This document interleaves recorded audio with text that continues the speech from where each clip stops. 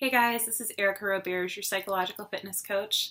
Last week we talked about accessing or identifying your why. Why are you doing certain things that are fitness, health related, or even otherwise? This week what we're going to focus on is goal setting and monitoring. In other words, how we're going to help you achieve those goals. So the first thing we're going to have to do is define exactly what our goals are, and I'll walk you through how to do that. After that, we're going to develop a plan not only for achieving our goals and enacting the behaviors that we are going to identify to help us by defining our goals, but we're also going to develop a plan about how we're going to monitor our progress. So make sure you have a pen and a piece of paper to take some notes so that you can use all this information to help you out. So in defining our goals, we want to use the acronym, or think of the acronym SMART goals. SMART being specific, M being measurable, A attainable, R relevant, and T time bound. So by specific, I mean I want to know exactly what your goal is. So a vague goal would be weight loss. A specific goal is that I would like to lose 30 pounds. They have to be measurable, so I can actually measure weight. Something like I would like to feel better is something that's a little bit harder to measure. If that's one of your goals and you're not really sure how to measure it, what I would then ask you is, what do you mean by feel better? Do you mean that you would have a better mood? You would have more energy? Things like that. And then if those are things that are important to you, how would you know that you achieved it? So I might know that I have more energy because I can run 3 miles nonstop, or I don't have to take a nap anymore. Those could be ways that we are able to measure the more specific goal of feeling better, for example. Attainable. Our goals also have to be something we can actually achieve. So our goal probably isn't going to be to become the best looking man or woman in the entire universe. That is highly unlikely. Dropping down to, 3% body fat for a person who works full time and has a ton of other competing demands and can't make it into the gym every day and live off of chicken and broccoli for the next few years, probably that wouldn't be an attainable goal for you. So we want to make sure that these are attainable given your current context and other priorities that you have in your life. Our goals also have to be relevant. In other words, they need to be rewarding, or they need to be important to us. If they aren't relevant to our lives, our health, our values, then we're not going to do anything to achieve them. So if you're wondering if your goal is relevant, you might need to do a little bit more self-reflection and go back to those questions about, why am I trying to do this? And finally, that T, time bound. We want to know when you have to achieve the goal by. So we can have naturally occurring events like, I would like to lose 30 pounds by my wedding date, that is in a year. Or I'd like to be able to squat 3 plates by the end of the year.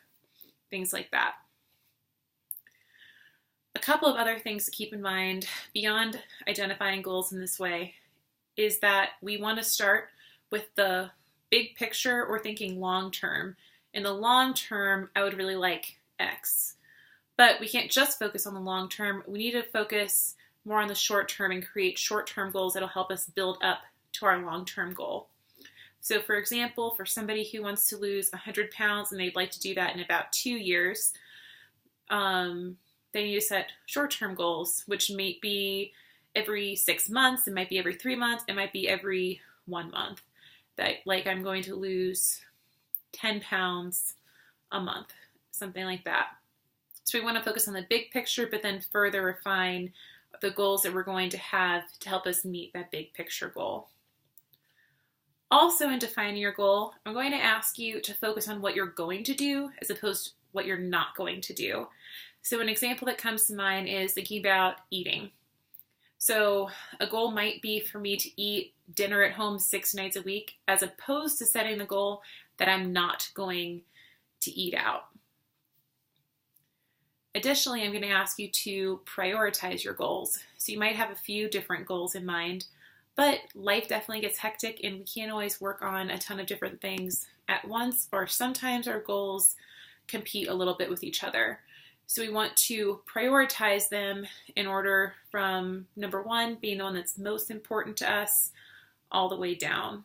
And we might reorder those as we make progress. That'll be something to assess later. And finally, what I'll ask you to do is to keep some kind of visual reminder of what your goals are and what your progress has been. So, for example, keeping a track on your refrigerator of your weight loss. So maybe you choose, and we'll talk about this next, that you're going to measure your weight and your body fat and take your measurements every 2 weeks, for example. So you want to have that reminder on your fridge that you're tracking this and working towards the goal, and then as well as having the progress there. And it doesn't have to be on your fridge, it could be a lot of places. But you want to have reminders of your goals somewhere that you are often so that you don't forget what your goals are. Okay, so now that we have defined our goals and started to develop a plan for how we're going to achieve them, we want to talk about monitoring, because just setting the goal isn't good enough. We need to know if we're making progress on it, if maybe what we're doing isn't helping us achieve the goal that we intended, and when we've achieved the goal that we wanted. So one thing you're going to have to define is how you're going to measure what it is that you're working on, whether that be number of days you're in the gym a week, how many miles you can run, the amount of weight that you can lift, the number of pounds that you've lost. Those are all types of measurement. You're also going to need to decide how often you're going to monitor your progress. So maybe you monitor your progress every other week, maybe every 6 months. Those are things that you need to decide and then stick to that schedule. One comment about this, particularly for people who are trying to lose weight. While daily monitoring of our weight can be helpful in some ways, it gives us direct feedback about day-to-day of what we're doing is being helpful. I actually think daily monitoring of weight is more unhelpful than it is helpful, because there are things that can make our weight fluctuate that are independent of the effort that we're putting in. So, for example, you might have stuck to your calories for one day and did the workouts you're supposed to do, but maybe you ate something that was higher in sodium, for example, than what you usually eat, and then you retain a lot more water weight. And then the next day, your weight's up and you freak out because you just worked really hard. And what did that experience teach you? It taught you that no matter how hard you work, you're still not going to get what you want. On the flip side, what can also happen are because we have these natural variances in our weight day to day, you could unintentionally be reinforced for doing something that in the long run wouldn't actually be that helpful. I'll give you a personal example. One day, about a year ago, I took a night off the gym when I was supposed to go, and I drank a bunch of wine with my best friend. And to my surprise, I woke up the next day 3 pounds lighter than I was the day before. So something I could have taken away from that is drinking wine makes you lose weight. That is not entirely accurate, and it is not helpful for me to drink a bunch of wine every single day. So by assessing weight changes, just as an example, a little less frequently, we're less likely to be incidentally reinforced or punished for things that we wouldn't actually want to be part of our day-to-day habits.